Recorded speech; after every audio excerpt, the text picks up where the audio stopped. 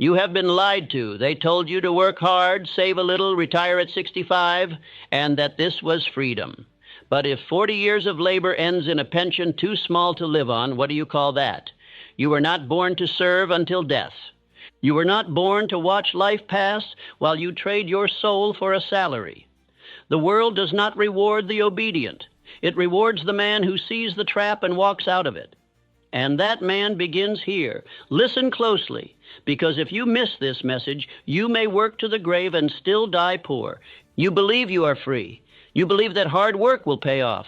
You believe that one day, maybe after 40 years of labor, if you've been loyal, if you've saved, if you've followed the system, you will get your reward.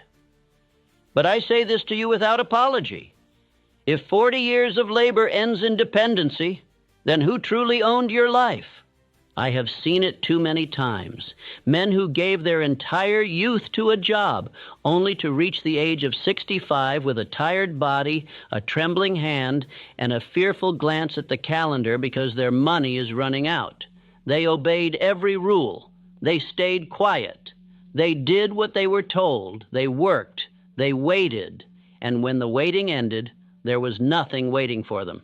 I ask you again, who owns the life of a man who gives it away one paycheck at a time, only to die uncertain, unfree, and unremembered? You must understand this. Slavery has changed its costume, but it has never left. The chains are no longer metal. They are made of routine, of debt, of low expectation, of unexamined beliefs. You were told that the system works if you follow it. But what you were not told is that the system was never designed to make you rich. It was designed to make you useful to someone else's wealth. I will not soften my words. I am not here to encourage you. I am here to awaken you, because until you see the truth of your condition, you will never walk free. You will smile politely while you waste your years and call it responsibility. You will praise the men who enslave you and call it employment. You will wait for a retirement that barely covers your rent and call it security. This is not a tragedy. This is a choice. And that means it can be unchosen if you are bold enough to face it now. In this speech, I will give you the laws that the wealthy learned while others were asleep. I will tell you exactly how Carnegie, Rockefeller, Schwab, Ford, and Lincoln rose from nothing, not by chance, not by favor, but by alignment with truth and obedience to law. You will learn why work alone will never make you free, why retirement is the reward of the obedient, not the free, how schools are designed to shape employees, not owners, why your job is not a plan, it is a placeholder, how the rich obey invisible spiritual laws that poor men ignore, how your daily habits form the prison you call life, why waiting is the enemy and movement is the cure, and how the man who refuses to serve eventually becomes the one who commands. You will answer these questions. What is my life really producing? Have I mistaken obedience for purpose? Why have I delayed the building of wealth? What must I stop doing immediately? What must I repeat every day until my freedom is real? If you are honest, truly honest, you will realize that you are not free. Not yet. But if you stay with me, if you listen to every word, if you repeat what I teach and apply it with precision, you will no longer work until death. You will build a life that works for you. And let me say this plainly, the chains are in your habits. The key is in your mind. And this is your last warning before time makes the decision for you. Affirm this aloud now. I refuse to work my life away and die poor. I was born to own, not to obey. Let us move forward now into part 1. Work alone will never make you free. You have been taught to believe in labor. You have been told that hard work is the answer. That if you simply clock in, stay late, serve well, keep your head down, you will one day rise. But the truth is this. Work alone will never make you free. You can sell your strength to another man's dream for 40 years and still die without a name. You can give your finest decades to a factory, to a company, to an office, and still retire into scarcity, watching the calendar and the checkbook with equal fear. I do not speak against work. I speak against misplaced loyalty. The man who works without thought is no better than a machine. The man who works without purpose is no freer than a mule. And the man who works without ownership is still a servant, no matter how large the paycheck appears. Let me teach you the difference between labor and wealth. Labor is the effort of the body. Wealth is the command of thought. Most men sell their hours for another man's vision because they never understood this law. Money obeys thought, not time. A man can spend his entire life in toil and be passed by the thinker who dared to build a system. One man digs a hole, the other sells the shovel. Who do you think gets rich? The poor man always points to effort. He says, I worked hard. I showed up every day. But he does not realize that the reward never goes to the one who merely shows up. It goes to the one who builds leverage, the man who, through definite thought, creates something that works without him. Andrew Carnegie worked once and profited forever. He did not simply swing hammers in a steel mill. He designed an empire. He built a system of processes, men, and materials that multiplied while he slept. He used his mind to organize men with skill and vision. And from that moment forward, his ideas earned more than any single day of labor ever could. That is the secret the worker never learns, that the mind is the only true factory of fortune. Yet you have been trained differently. From youth, you were taught to associate hours with income, to believe that your value is based on how much time you give. But time is a poor man's currency. It is the one thing you can never earn back. And every time you trade it for someone else's dream, you are selling the only thing that is truly yours. The truth is this. Men were trained to work, not to think. They were trained to obey, not to build. And now they wonder why they labor for a lifetime and have nothing to show. It is not injustice. It is programming. And it must be broken. You cannot continue to believe that more effort will bring more freedom. It will not. What brings freedom is ownership. Ownership of thought. Ownership of systems. Ownership of purpose.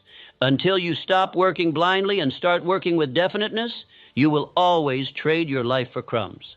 Listen to me. A man who never escapes hourly labor dies a servant. It matters not whether you wear a suit or swing a hammer. If you trade your time for pay with no greater plan, you are merely a more expensive slave. But there is a way out. There is a new law to obey, a new identity to form, and it begins here. Affirm now, speak with power. I do not sell my life for crumbs. My work builds ownership, not dependence. This is the beginning of your liberation, but if you stop here, you will fall back into the same old cell. So let us move forward. Part 2, The Retirement Lie, a Slave's Reward. You were told to wait. Wait until your 60s. Work while you're young. Save a little here. Sacrifice today so you can enjoy tomorrow. And when tomorrow comes, you're tired, you're broke, and your freedom is nothing but a memory you never lived. Retirement is the lie they gave slaves so they wouldn't revolt. The truth they never told you is this. You are not saving for freedom. You are saving to delay collapse. The whole structure was built on the assumption that you would obey long enough to become too weak to question it.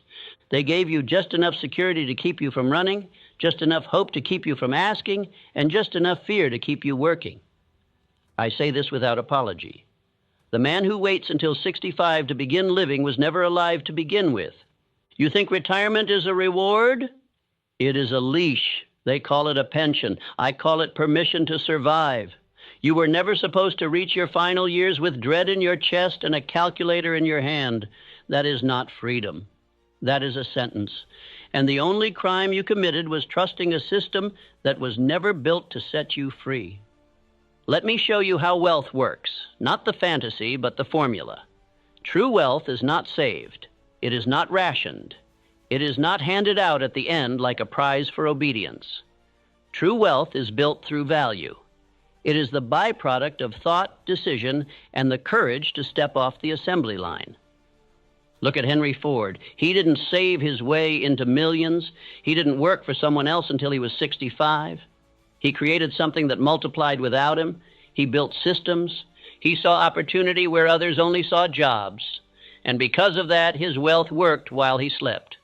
That is the difference between the man who builds and the man who waits. The builder lives now. The waiter dies hoping.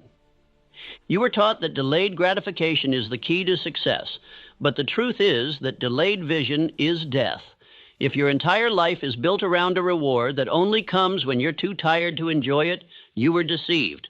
You want to know the truth about retirement? Here's the truth. Most men never make it there. They die before they ever escape the wheel. And the few who do arrive with a body that's weak, a wallet that's light, and a soul that's forgotten what it meant to move with purpose. It doesn't have to be this way, but only if you're willing to break the lie today. Affirm with power. I do not wait for freedom. I build it now. I reject the retirement trap. My wealth begins today. The system rewards the silent. Part 3. Schools create obedient workers, not rich men. You were trained, not educated, conditioned, not liberated. From the first day you stepped into a school, they were not preparing you to own your life. They were preparing you to serve someone else's. The school system does not produce creators, it produces cogs. Think carefully. What did they teach you? Sit down, be quiet, memorize, repeat, obey, raise your hand for permission to speak, wait your turn, learn the rules, follow instructions, stay in line. Now ask yourself, how many of those lessons do you see in the life of the rich? None. Because no man ever became free by obeying everyone else's commands.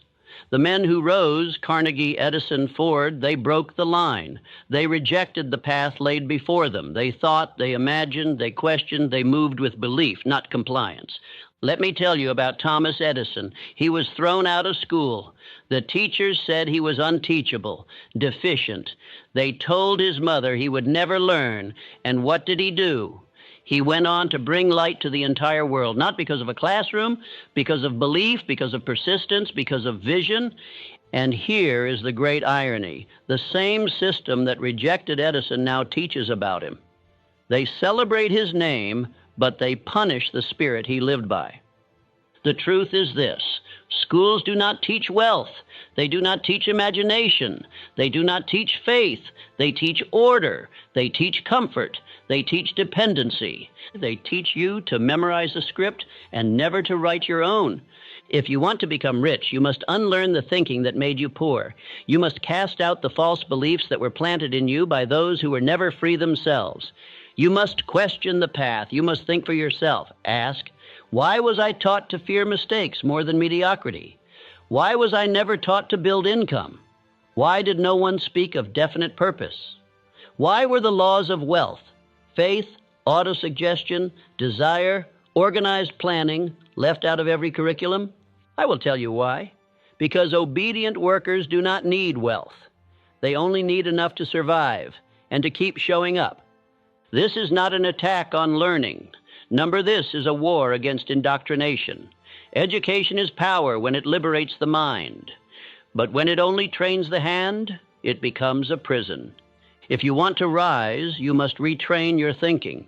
You must study what the free men study. You must speak like the man you intend to become, not like the one you were trained to be. You must ask questions they never let you ask. Who benefits from my obedience? Who profits from my delay? Who taught me that my value is measured in grades, hours, or approval? The moment you start questioning, you start building your exit. You were not born to follow instructions. You were born to give them. You were not made for desks and bells. You were made for vision and command. And if you are willing to reclaim your mind, you will reclaim your life. Affirm now, with certainty, I think for myself. I question the path I was given. I was not born to follow instructions. I was born to give them. Part 4. A job is a temporary solution, not a permanent strategy. Let us be honest now, brutally honest. A job is not freedom. A job is not wealth. A job is not a plan. A job is a placeholder for the man who has not yet taken command of his own life. You are taught to believe that a job is security, but I tell you, it is only a cage with polite walls. The world taught you to find employment, not purpose. It taught you to search for paychecks, not plans. It taught you to settle for survival instead of building a life that commands respect and earns abundance. Understand this truth. A job may solve your immediate need, but it cannot fulfill your ultimate calling. If you do not have a definite chief aim, a job becomes a coffin. It is the slow decay of potential masked as duty. You wake up, you punch in, you work all day, you punch out, and repeat. And somewhere along the way, you forget that you were meant for more. Do I say abandon your job? Number. But I say this: use your job the way free men use tools, not as a master, as a means, as leverage, as the funding for your freedom, not the replacement of it. Let me tell you about Edwin C. Barnes. He did not despise work. He worked as a clerk, but he had one vision burned into his soul: to become business partners with Thomas Edison. He worked with purpose, not just for a wage. He used the job to get into the room. And once in the room, he proved himself and left the job behind forever. This is how wealth is built, not through years of repetition, but through intention, definiteness, and strategy. The tragedy of modern man is not that he works hard, it is that he works hard without direction, without purpose, without ownership, and so he becomes a slave, not because of chains, but because of habit. Hear me now. A job is only noble when it funds your freedom. If you are still working to stay alive, you are not yet free. If you are still hoping for a raise instead of building income streams, you are not yet free. If your days are consumed with tasks that build someone else's dream and leave yours dormant, you are not yet free. But you can be. The door is open, but you must stop kneeling before the illusion of security and start standing for the reality of ownership. Do not live your entire life renting your time. Own your days. Command your income. Use your job. Don't let it use you. Say it with conviction. My job is not my identity. It is my tool. I use my job to build freedom. Part 5. The rich man's laws are spiritual first. Let the world keep chasing money. Let them scramble for crumbs. Let them trade hours for coins and sell their birthright for wages. You, I am speaking directly to you, you must understand what they do not. The laws that create wealth are spiritual before they are material. You cannot rise until you rise in mind. You cannot earn until you believe you are worthy. You cannot command until you obey the laws that govern riches. Not the laws written by men, but the ones written into the very structure of the universe. There is a divine law behind every fortune. And if you break that law, the money will break you. You have been told money comes from effort. I tell you plainly, money comes from alignment. You must align your thought with your belief with your words with your action, and your action with your plan. This is law. This is order. This is power. Look at the lives of the wealthy, not the ones born into it, but those who built it.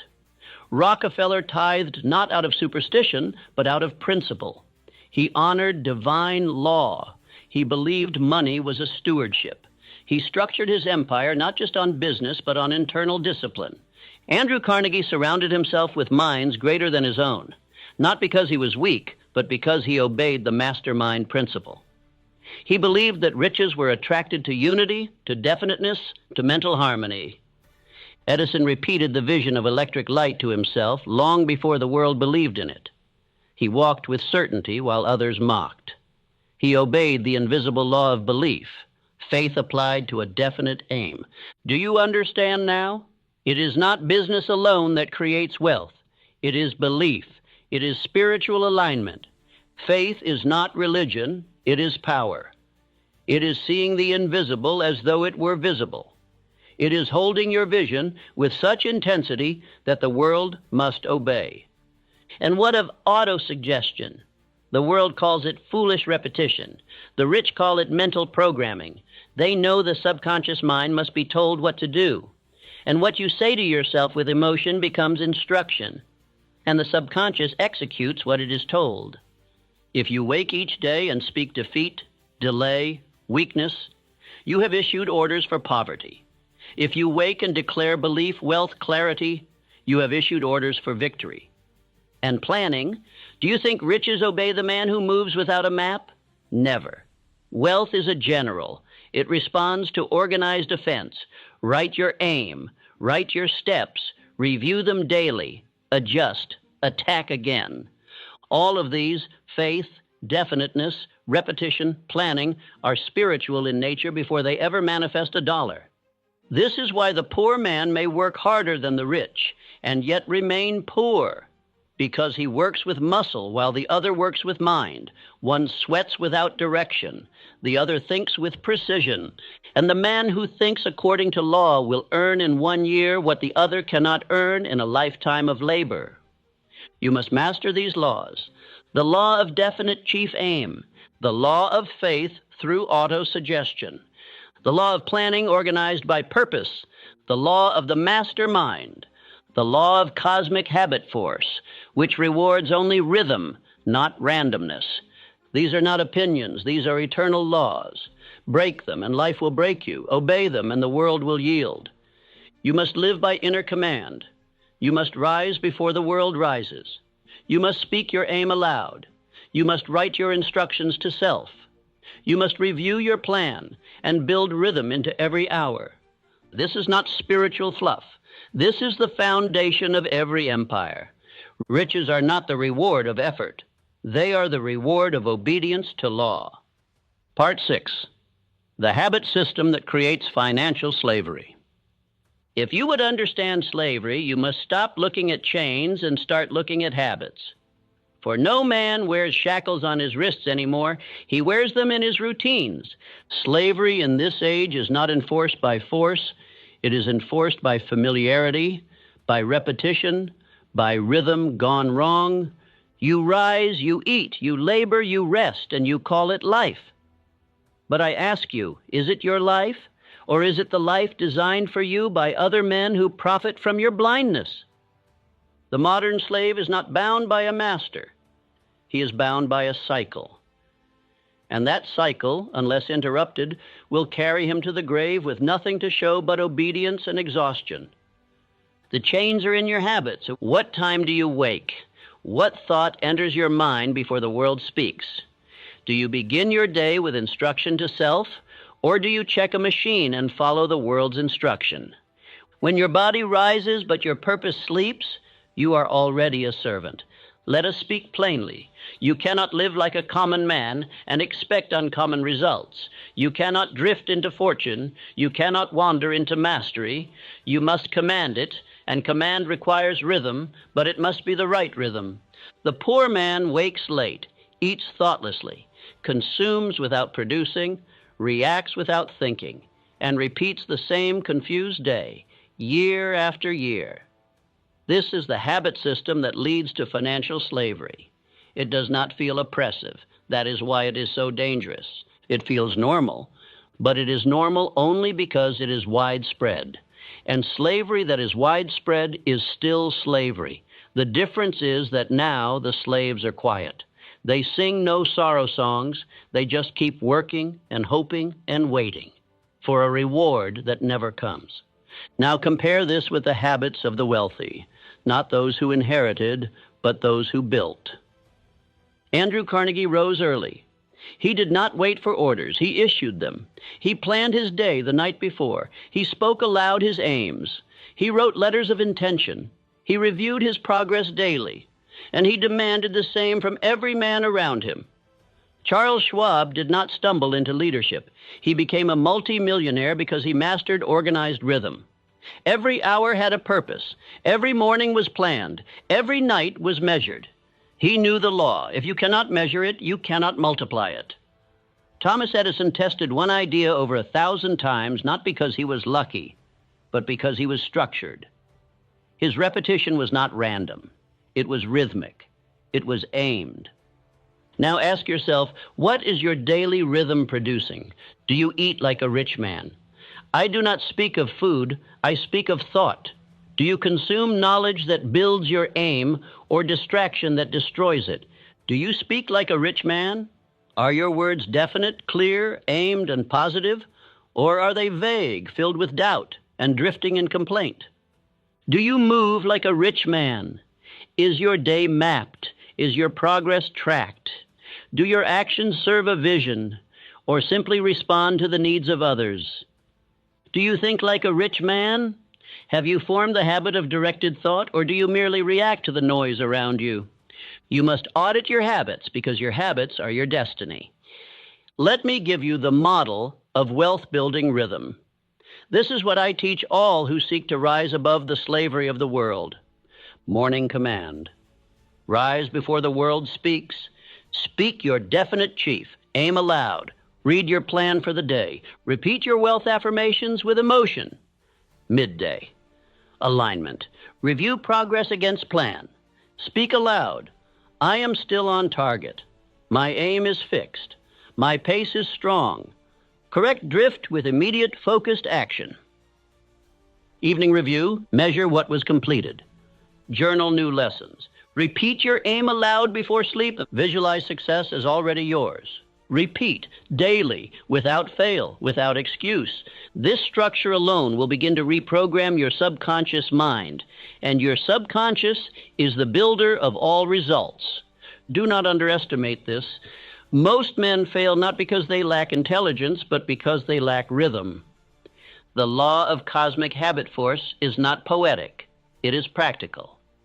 It means that every thought repeated becomes a command. Every action repeated becomes a pattern. Every pattern reinforced becomes identity. And every identity manifests results that match it. If you want wealth, you must form the habits of wealth. If you want power, you must form the rhythm of power. And if you want freedom, you must form the disciplines of a free man. And do not say you are too old. Do not say it is too late. The moment you command your rhythm, your life begins again. Repeat these affirmations daily. My habits build freedom or chains. Each day I command myself into power. Now write your daily rhythm. Practice it tomorrow, and the next, and the next. Do not skip. Do not drift. Do not delay. You are either forming the habits of freedom, or you are wearing the chains of slavery. Part 7. If you wait, you will serve those who did not. There is a law few men are willing to confront, a law more sobering than failure and more costly than ignorance.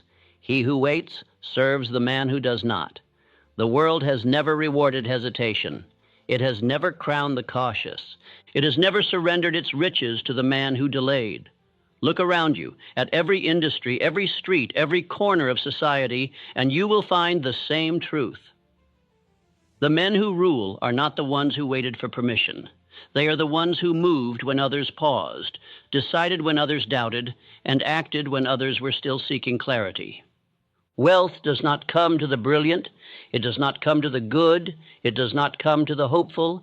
It comes to the man who moves. It finds its way into the hands of the one who stepped into the storm, made a decision under pressure, and claimed his portion while others still counted the cost. You think life will give you time? You think opportunity will wait?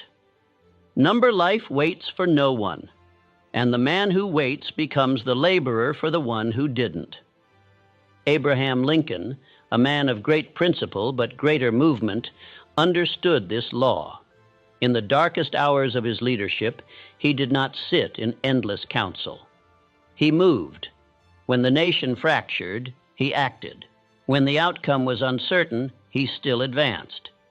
He issued the Emancipation Proclamation not when it was safe, but when it was necessary. He did not wait for clarity. He created it through decision. That is what leaders do. That is what free men do. They act, and the world adjusts. Most men do not fail because they made the wrong move. They fail because they made no move. They wait for the economy to shift, for the perfect plan to emerge, for fear to disappear, for someone else to show them the way. But understand this, waiting is not neutral. Waiting is movement, backward. Every day you delay, another man acts. Another man builds. Another man claims the ground you forfeited. And then, when your years have passed and your energy is gone, you will find yourself in service to him, not because he was better, not because he was chosen, but because he moved. I must say it plain. Your delays will become your chains. And I know the voice that tries to excuse this. I'm still researching. I'm just not ready. I'm being patient. Let me tell you something that the rich understand and the poor ignore. Patience is only a virtue when it is paired with action. Patience without movement is paralysis. And paralysis is death in disguise. Look at the wealthy. Not one of them waited. Carnegie started in poverty, but he acted. He moved to organize steel when others feared risk. Ford dared to mass produce when others mocked the idea. Edison declared his inventions before they worked because he understood the law. Movement precedes manifestation. So, what are you waiting for? Are you waiting for the economy to improve? While you wait, someone is creating their own economy. Are you waiting for more knowledge? While you wait, someone with less intelligence is building more wealth. Are you waiting for courage? Courage is not something you feel, it is something you decide. The tragedy is not that men fail.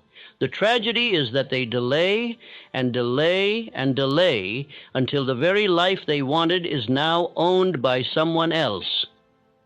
And so I warn you, as a man who has studied failure and fortune alike, if you wait, you will work for the man who didn't. If you hesitate, your children will serve the children of the man who didn't. If you pause, your dream will be built by the man who didn't, and your name will not be on it. You may think you are being cautious, but the law of the world is movement. Those who do not move are trampled, and no excuse will spare you. I do not speak this to frighten you. I speak this to awaken you. The time is now. The door is open, but it will not remain open forever. Say these words with me. Let them burn into your being. I act while others wait. My speed creates my freedom. Do not let your habits be slow. Do not let your voice be hesitant. Do not let your life be a monument to what could have been. Move, decide, building now. Part 8. The man who refuses to serve becomes the one who commands. Let us now bring every law, every truth, and every warning to its final conclusion, identity. For until you transform who you are, no change in your habits, no change in your income, no change in your environment will last. This world does not obey the man who performs. It obeys the man who commands, and no man can command until he first refuses to serve. I do not speak of service to others, for there is honor in building, in giving, in contributing. I speak of servitude to fear, to routine, to wage, to mental chains. The man who wakes each morning only to serve the vision of another, who never writes his own aim, who waits for orders, who drowns in tasks without purpose. That man is not free. That man is not fulfilled. That man is not the master. And I tell you with the force of law, that man can be transformed. He must. Or else he will become what this system designed him to be, a worker until death, a consumer until empty, a servant until forgotten. The turning point, the line between labor and leadership is this: self-command. Not emotion, not wish, not even effort, command. And that command begins with the mind. A man who masters himself no longer obeys the world. The world obeys him. The market shifts to make room for his value. The people adjust to match his belief. The money moves toward his aim because he moves toward it without hesitation. Let me speak to you plainly now. You can die as a laborer or rise as a leader. The difference is not money, it is thought, discipline, and decision. You were not born to merely work. You were born to build. You were not born to be instructed. You were born to direct. You were not born to comply. You were born to create. And if you are still breathing, still hearing these words, it means it is not too late. But understand, this is the final gate. You must cross it, or forever live beneath it. What must you do? First, write your definite chief aim. Not tomorrow. Now decide who you are, what you demand from life, how you will serve others through your purpose, and make it clear, bold, and written. Second, build daily command. Do not trust motivation, trust repetition. Every morning, read your aim aloud. Every night, speak your belief in your wealth, your power, your identity. Shape your subconscious into the man who commands by daily shaping your words. Third, build income streams. A man who depends on one stream is still serving. Build systems. Create value. Use your mind, not just your time. Let your labor fund your freedom. But do not stop at labor. Build ownership. And if you ever doubt that this path works, let me remind you, I walked it. I was the son of a poor miner in the hills of Virginia. I had no inheritance, no connections, no safety. But I had a voice. I had a mind. And I had a decision that I would no longer serve the fear of poverty, that I would no longer serve ignorance, that I would no longer serve the chains passed down by weak men. I studied the minds of the rich, not the surface of their wealth, but the spiritual roots. I studied Carnegie, Ford, Rockefeller, Edison, and I found that every one of them obeyed laws that most men never learn. They mastered themselves, they decided, they acted, they repeated, and they became impossible to ignore. And by mastering thought, I became more than what the world expected of me. I advised millionaires. I built a legacy. I passed down a system, not of tips, but of transformation. And so can you, but it begins now. And it begins with your refusal. Refuse to live as if you are powerless. Refuse to wake up with no aim. Refuse to sell your time for crumbs. Refuse to think small, move slow, act weak. Refuse to die without building something the world cannot erase. You are not here to serve fear. You are not here to obey mediocrity. You are here to command. Let these final affirmations become your oath. I will not be a slave to any man. I was born to command wealth, not to work until death. And now walk, speak, building live, not as the man the world tried to make of you, but as the man you were always meant to become. This is your beginning. This is your freedom. This is your new law.